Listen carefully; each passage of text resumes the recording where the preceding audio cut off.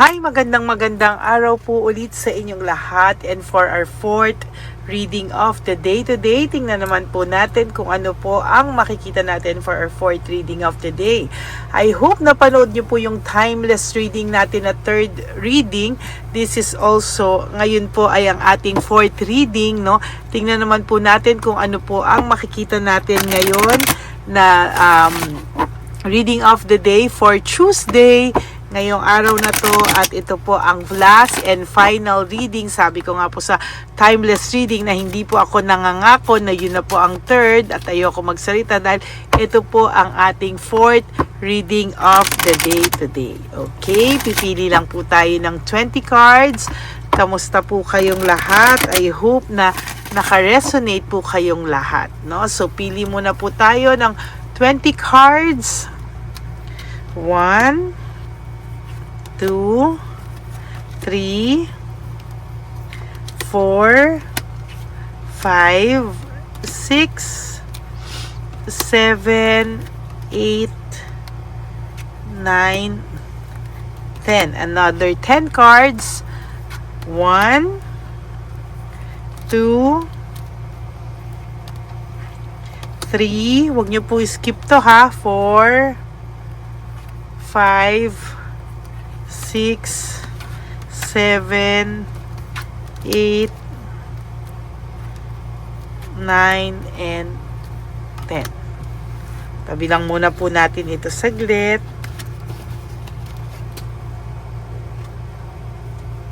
Dito na lang po natin ilagay.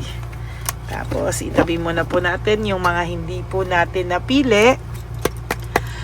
So simulan na po natin by opening po itong ano natin, pagsindi po ng ating kandila. Ayan. So tingnan na po natin ngayon.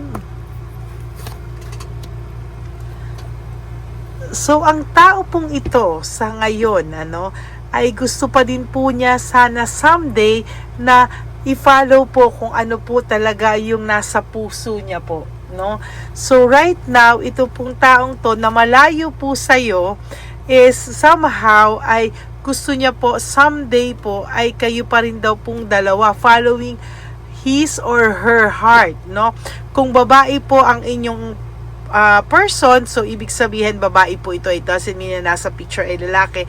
So ang person nyo po, either lalaki or babae, no, ay gusto pa po nito na maging parang maayos po kayo following his or her heart, no? Lack of commitment, no? Ang nagkulang lang naman po sa inyo ay lack of commitment, kasi po for selfish reason, ayan, meron po kasing selfish reason, lack of commitment. Bakit ko po sinusulatan yan? Para po alam nyo na yan po ang meaning, pero ini-interpret ko po based sa magkakatabi, no? So lack of commitment, siguro po hanggang ngayon yung tao pong ito talaga ay may pagmamahal pa po sa iyo, or there is this following his or her heart. Lack of commitment, hindi pa po ito nagko-commit ng buong puso or nagko-commit sa ibang tao because siguro sa inyo pong dalawa nandun pa po yung puso niya sa iyo, kaya lang po there is lack of commitment, meaning yung tao pong ito hindi po siya makakommit ng 100% due to some selfish reason po, no? Ay nako, ayan po, head over heart, pinipilit niya lang po na labanan po yung puso niya ng isipan niya, no? So meaning ngayon po tinitiis ka lang po niya, head over heart, meaning sabi niya mas magaling daw po siya pagdating sa isip niya kesa sa puso niya. Kaya niya daw pong sakluban, ang kanyang sakluban po ang kanyang puso, no? Parang kaya nga sinasabi niya na kaya daw nasa taas ang pag-iisip dahil daw kaya daw nitong labanan ng puso. Pero hindi din po, kasi hanggang ngayon nasa isip ka po ng taong to. And to tell you honestly, these 3 cards pa lang nagsho-show po na talagang namimiss ka nito at nasa isip ka po ng taong to. Ang dami po niya kasing pinagdadaanan. There is this failure, no? Ang dami niya pong failure and pagkatalo sa buhay, no? Siguro po itong mga pagkatalo niya po sa buhay ay dala din po ng mga maling desisyon niya. Nagamit din po yung kanyang isip. Sometimes, sa sobra pong feeling niya, kailangan niyang maging wise, feeling niya, kailangan niyang gumamit ng utak. Yun din po minsan ang nagpapababa sa kanya or nagpapatalo sa kanya. No? Minsan yung sobrang sigurista ay ang nagbibigay din sa kanya ng heartache, suffering, and grief, no? Sa nakikita ko, and ouch, loss and separation, ano? Malayo po siya sa taong totoong mahal niya, there is this loss and separation. So, iniisip niya po yung tao naka-loss and separation niya ngayon, meaning yung taong feeling niya nawala sa kanya, yung taong feeling niya hindi niya iindahin pag nawala, pero ngayon po, yung loss and separation, ayan, no? Hindi niya po kinakaya, no? Judgment in reverse is about loss and separation, ano?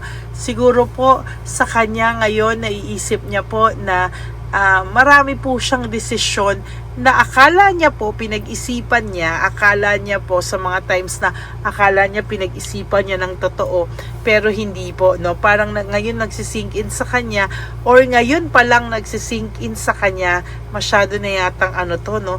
Parang ngayon pa lang nagsink in sa kanya yung mga maling desisyon niya, no? But this person, nagtatry po siyang ipakita na he or she is okay, na fun, optimistic siya sa buhay, kunwari may fresh start siya, parang pinipilit niya na maging optimistic sa buhay, positive sa buhay, parang pinipilit at kinukumbinsi niya po yung sarili niyang maging positive sa buhay, dahil parang kailangan niya daw pong patatagin yung kanyang emosyon, because wala raw siyang ibang aasahan, ano? Kasi simula po nang nawala ka dito, parang yung direction din ng buhay niya, kalat-kalat kalat-kalat. There is loss and separation. Panay hindi din po maganda. Pero ang pinapalabas niya po is, okay lang siya, sakto lang siya, ganon. Okay naman siya, masaya siya, marami siyang blessings. But the truth is, there is really emptiness dito sa taong to. Tinatry niya lang balansihin lahat sa buhay niya, and tinatry niya lang po mag-adapt sa changes ng buhay niya or sa change na nangyayari sa kanya. Sinasabi niya nga dito na parang kailangan niyang sakyan yung ng buhay, agos ng buhay, no? Parang wala siyang karapatang malungkot, wala siyang karapatan na mag-give up sa buhay, no? Marami pong umaasa sa kanya financially, pero sa totoo lang broke siya. Broke po itong taong to, no? Pero magaling magdala na parang hindi broke. But the truth is, may pagka-broke po talaga siya. And playing safe po siya sa buhay lang, but there's also fear of change. Hindi siya makaalis-alis sa buhay niya dahil playing safe po siya. Playing safe, fear of change, no? Parang hindi niya alam kung saan siya magsisimula, paano siya magsisimula. So, ang ginagawa niya po, because of fear, there's fear of change, playing safe po ang taong ito, no? Lagi po siyang, may parang feeling niya, may freedom siya to do kung ano man yung gusto niyang gawin, mag-explore ng mga gusto niyang gawin. Natatakot din po itong taong to sa commitment, dahil natatakot po siya na parang natatakot siya pumasok sa mga bagay na baka daw pagsisihan niya sa huli, na minsan po sa sobra niya pong sigurista, yun po yung nagki-create sa kanya head over mind, a failure. Yun din po yung sobrang nagpapa-down sa kanya or nagpapa-depress at times sa kanya, no? May mga ambisyon siya na akala niya kapit kamay na, pero hindi pa pala, no? Dahil ang bilis po niya mag-shift, no? Ang bilis niyang mag-change ng decision, no? Yun po ang hindi natin dito. O yan, no? Parang self-victimization. Parang pag naiipit po siya, yung self-perspective niya sa buhay, pag naiipit na po siya, kailangan niyang kumawala, no? Parang pag feeling niya matatrap na siya sa isang bagay, siya po yung kumakawala without really thinking kung ito po ay makakabuti sa kanya or hindi. overwhelming po o pag give up po siya sa mga minsan sa mga sobrang lungkot ng buhay niya, and overwhelming talaga, no? Pero dinadaan niya lang po sa pagsusumikap ko, no? But the truth is, wala po itong kagana-gana sa ngayon, ano? Malungkot po ito, no? So, sobrang lungkot po nito, pinapalabas niya po na masaya siya. Weird po talaga, no? Pero ayan, no, parang gusto niya pong makalabas sa ganitong klaseng sitwasyon. Kaya lang hindi niya po alam kung paano, no? Parang kasi the more na umiiwas po siya sa ganyang klaseng sitwasyon na feeling niya gusto niya lang makarecover, that's the time na darating po yung clarity sa kanya na kung ano po yung nawala sa kanya, no? So parang the more niyang i-resist, the more nagper-persist. Tama ba yun? The more you resist, the more na nagper-persist sa kanya, no? Yung health po nito somehow ganon-ganon, ano? Palagi itong nakakaramdam ng hindi magandang pakiramdam, no? Siguro yung stress niya somehow lumalabas po sa physical niya. Nagmamanifest po ito sa physical niya, to be honest with you. Talagang nagmamanifest po. So, madalas po, most of the time talaga, hindi po ito feel well. Parang lagi po siyang masama ang pakiramdam, no? Oh, lagi siyang may fear of change, no? Minsan nakakaisip po siya ng avoidance fear of change. Kahit gustong-gusto niya nang gumawa ng isang bagay na makakapagpabago sa buhay niya, na feeling niya tama ka, pero takot po siya, takot na takot siya. So, andyan po yung avoidance. Ayan, no? I-avoid niya po lahat para lang po sa pagiging playing safe niya, no? There's really fear of change. Takot po itong mawalan, takot po itong magbago yung buhay, and parang sa kanya, malayo na yung mga narating niya para bumalik siya sa dati, no? So, parang ngayon po, kung meron man itong third party sa inyo, no, binabalanse niya rin lahat. This is not about love anymore. This is about balancing, no, yung buhay, no? Head over heart siya. So, for those of you na meron tong third party, hindi love yon, ano? It is more on needs, no? Pero sa nakikita ko, wala siyang sobrang commitment right now. Wala po itong commitment. Kung meron tong third party, hindi siya committed sa third party.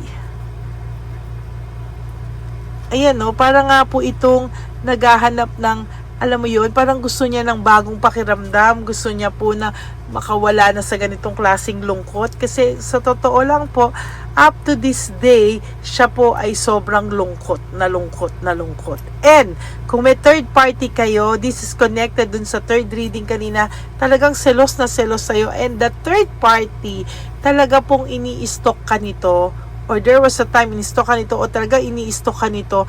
But hanggang ngayon po, katulad ng third reading, connected po ito, no? Selos na selos at insecure talaga sa'yo ang third party, no?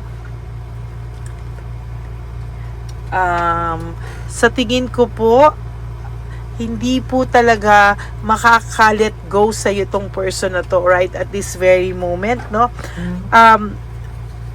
Hirap na hirap po siyang magdesisyon, no? Very indecisive, no?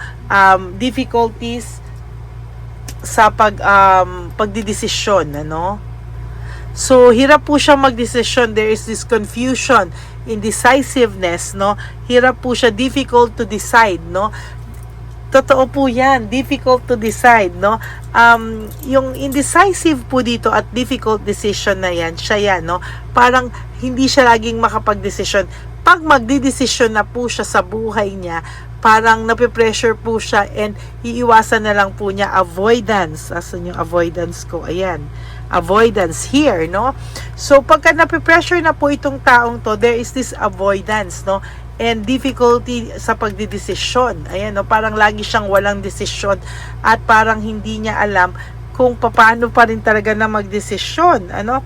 Ang pakiramdam po ng tao mo o ng person mo, masaya ka na, no? Parang ang pakiramdam po ng tao, ng tao mo o ng person mo is somehow hindi mo na siya naaalala and hindi po niya alam kung totoo man tong nararamdaman niya, hindi rin po siya makapaniwala na kinaya mo nang wala siya, no? Kasi masyado po siyang confident na hindi mo po siya kayang bitawan or hindi mo po siya kayang kalimutan. There is this panic and slowdown sa buhay niya o waiting, no? There's panic, slowdown, and waiting. So, nag-iintay po ito. May inaantay po itong matapos. May inaantay po siyang matapos. Meron po siyang, nagpanic siya, then nag-slow down siya, then waiting, oh, nasa waiting period po siya, no? Kaya, hindi pa po nito kino-close yung chapter yung dalawa kasi nasa waiting period pa po siya ng buhay niya, oh. Naghihintay pa rin po ito sa ngayon, ano? And there is this materialism, no?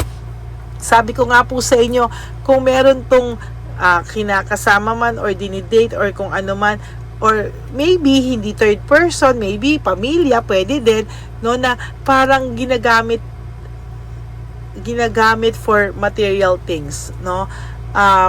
It's either siya yung ginagamit for material things or siya po yung gumagamit for material things. Like for example, no, meron siyang third party, ginagamit siya sa ginagamit niya for material things. Pwede ring pamilya niya na ginagamit din siya. It's either kung sino man po ang kasama ng third party nyo or kung sino man po yung person na kasama ng third party nyo, it is not because of love. It is because of gamitan. Namimiss niya po yung home celebration nyo, yung times na magkasama kayo for your last card. Namimiss niya po yung connection nyo, home celebration. Namimiss niya po kung paano kayo magkasama, kung paano kayong dalawa. Namimiss niya po kayo. Kung ano yung connection nyo, yung spark nyo, hindi pa po niya maramdaman sa iba. And pakiramdam niya po talaga is hindi niya po yan makukuha talaga din sa iba, no? So, yung connection yung dalawa na pilit niyang hinahanap sa iba, sorry to say, hanggang ngayon, hindi niya po yan nakikita sa iba. Kahit ano po ang ipag-compare niya man po, pero hinahanap-hanap niya po yung connection na meron lang kayong dalawa. Yan o. Home celebration, parang ikaw yung home niya na parang pag sa'yo, kahit simpleng bagay, there's always celebration sa inyo. Halimbawa, magkasabay lang kayo kumain, kahit ano lang niluto mo, parang masaya na kayo doon, sabay mag-lunch, mag-dinner, or kumain. Parang nandun sa simpleng mga celebration na yun is naramdaman niyang pamilya kayo. So, that is your fourth and final reading for today. I hope na naka-resonate kayo po, and I'm sure na please comment down below, and please give me a like po and comment down below para alam ko naman po kung ano yung mga emotions nyo right at this very moment sa reading na ito. Medyo mabigat po, medyo na-drain po ako sa reading na to.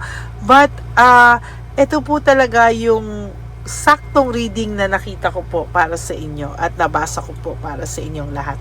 And for those of you who would like to have a private reading with me, you may message me po at Lady Lee Elena. That's LADYLY Elena. Nasa dulo po yan na ating video. Diyan nyo lang po ako makokontak. That is my only official and legit FB and Messenger account. Ganon din po ang mga billing ko po sa aking mga ever solid and faithful na Lady Elena family. I love you all from the bottom of my heart, and lagi nyo pong tatandaan na always forgive yourself and always choose to love yourself, because self-love is still the best love of all. And you have to realize that life is so short. Don't make it shorter by stressing yourself from all the pains and heartaches na binigay sa inyo ng kahapon. Just surrender everything to the divine universe and just let go and let God write your life and love story. Ako po ay magbabalik tomorrow for another set of reading. As I promise, magla-live po ulit ako bukas ng umaga for our first reading of the day. Ayan, in-announce ko na ha. So, ito pong buong Holy Week na to, ako po ay magla-live for our first reading of the day. Okay, God bless you everyone and good night to all of you. I will all see you again tomorrow sa live natin. Magkita-kita po tayong lahat and may God bless you and have a good night's sleep and i-relax nyo po yung inyong mga isipan. Okay, God bless you all and I love you all and I'll see you again tomorrow AM. Bye!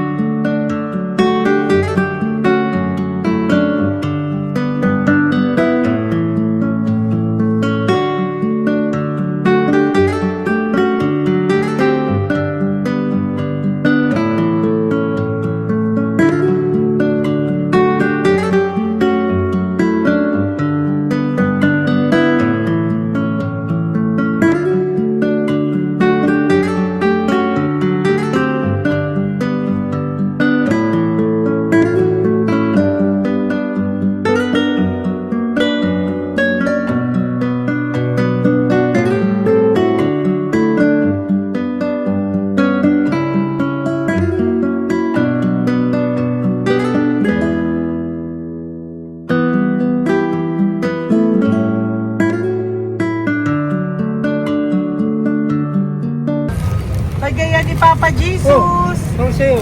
Ito pa no. Go ahead. Pera. Wala na, that's it? Ito po pera. Ito pa pera, oh.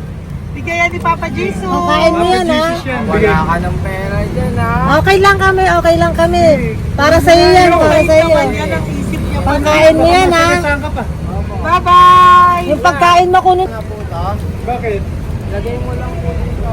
Pati po. Pagka po, may bibigay lang po kami sa'yo. Bigay po ni Papa Jesus. Yan, para po sa'yo yan. Ingat po.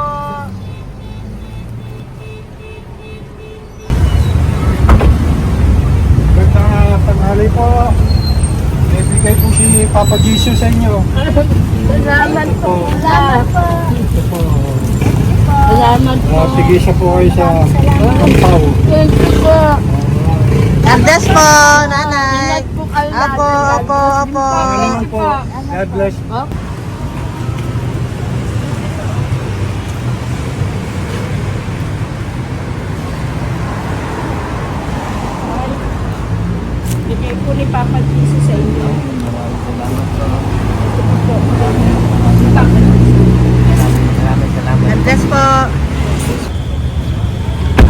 Pagkain mo po yan, ha? Tayo ka ba nandyan? Hindi po. Dito po nanatimbahan po. Ah! WC Ministry.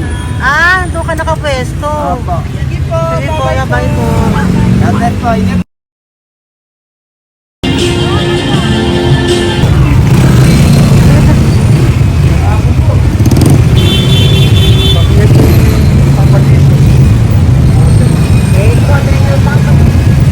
Thank you po, bye po. Meron pa eh. Bigay po yung Papa Jesus. Yun.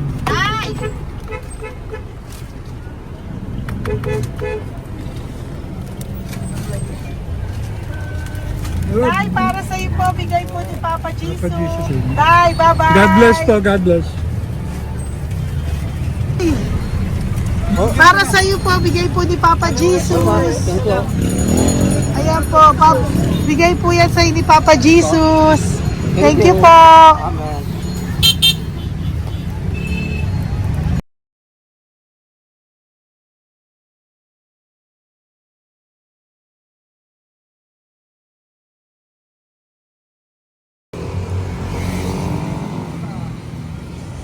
Bigay ni Papa Jesus.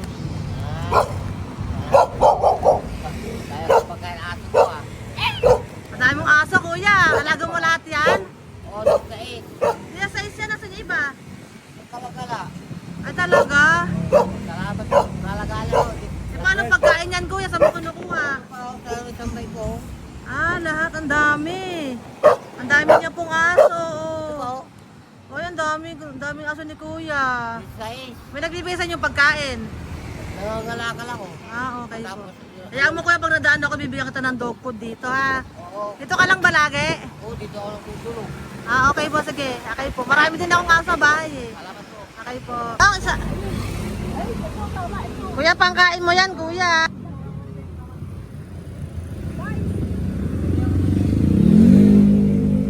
Nangangalakal ka, kuya? Sige po, thank you po. Maraming salamat, ma'am. May pagkain ka, nanay. Sa hirap ng buhay ngayon. Ba't nandito ka, nay? Tagasan ka ba? Yung arthritis ang sakit ko eh. Tagasan ka ba, nay? Sa plan, lado eh.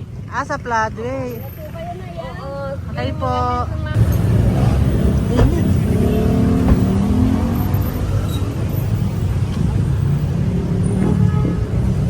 Nay! Bibigay ako sa'yo. Matandaan mo na ako. Ito. Hapon po. Si tatay. Si tatay. Thank you, Nay. Habay po.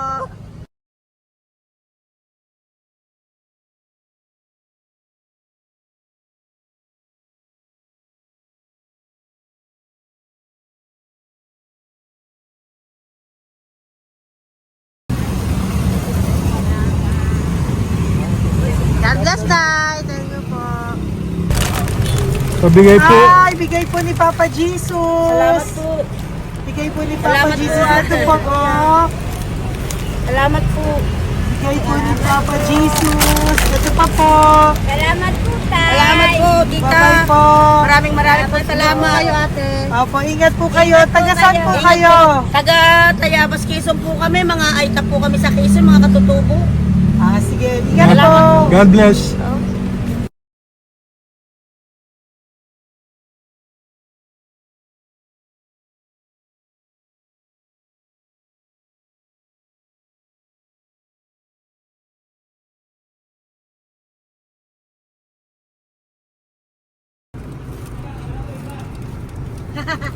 Tay, Tinatawag niya bigay po ni Papa Jesus. Thank you po. Ayan po. Sobrang Ang sipag mo naman, tay. sipag nyo naman po. Kanina po kasi, taglagas ngayon, taglagas. O, pang merienda nyo po yan, Sige po, ha? salamat po sa inyo. Tapos yung road bags po, Kala ko uwi sino nyo po. binubusinahan niya eh. Sige Sige po, na bye-bye po. Sige po, salamat po. Bye-bye.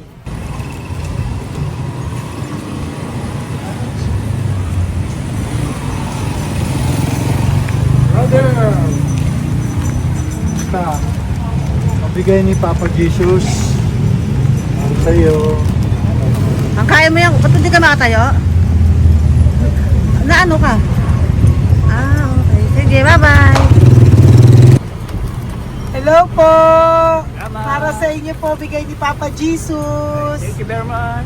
Hindi po, bye-bye po. God bless you. Tay!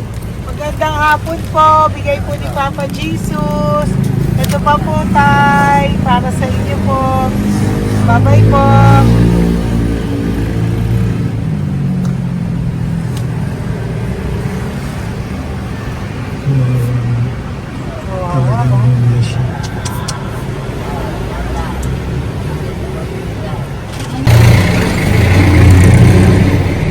Ate! Ano lang, baka maano siya. Ito po, oh, bigay po sa'yo ni Papa Jesus. Ito pa po, oh, pera po. God bless po. Okay, taga saan ka po? Sige, ingat ka po, ah. Hello po, magandang hapon po. Ano po? Bigay po sa'yo ni Papa Jesus. Thank you, madam. Tsaka ito pa po, para po sa'yo. Salamat. Thank you po, ingat po. Thank you, ma'am. Sige po. Salamat. Akala ko, ma'am, bibili. Ay, hindi po, para sa'yo po yan. Bye-bye Thank you, po. ma'am.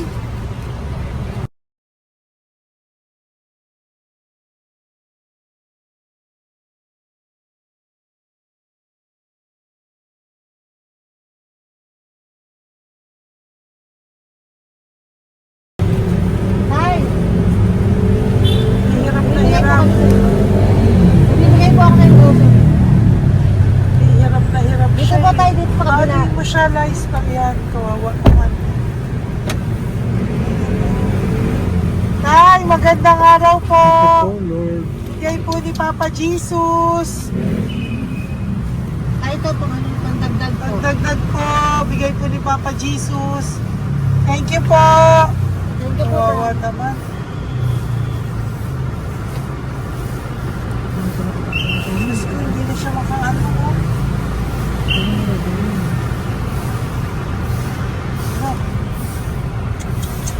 Pagkabang may tataligin ka ha. Ano ka naman narinig ko lang? Siyempre, ang bigat niyan.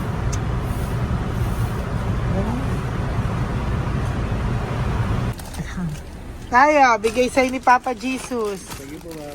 Ay, yung palinis po, ma'am. Hindi na po, okay na Sige po. po. Ito po. Thank you ma'am. po. Thank you, sir.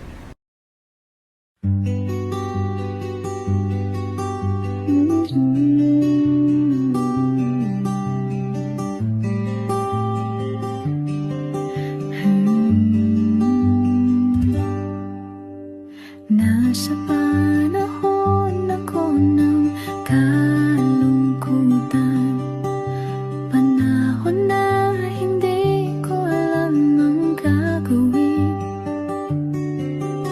Nalilito, naguguluhan, nagtatanong sa sarili, ano nga ba ang gagawin ko? Nang biglang nag-browse ako sa YouTube at biglang lumabas ang channel mo, ang mensahe na noon ay nilabas mo. Angkop sa nadarama ko. Unang beses lang dumaan ang channel mo sa browser ko. Hindi ako nagdalawang isip na hanapin ang Facebook account mo at mag-message sa'yo. Agad ka naman sumagot sa mensahe ko. Hindi ko alam ang damdamin noon dahil parang may sumungaw sa aking pag-asa. Nang kaliwanagan sa dilim ng gabi, dumating ka, ikaw ang sagot sa panalangin. Salamat dumating ka at nakilala kita, madam.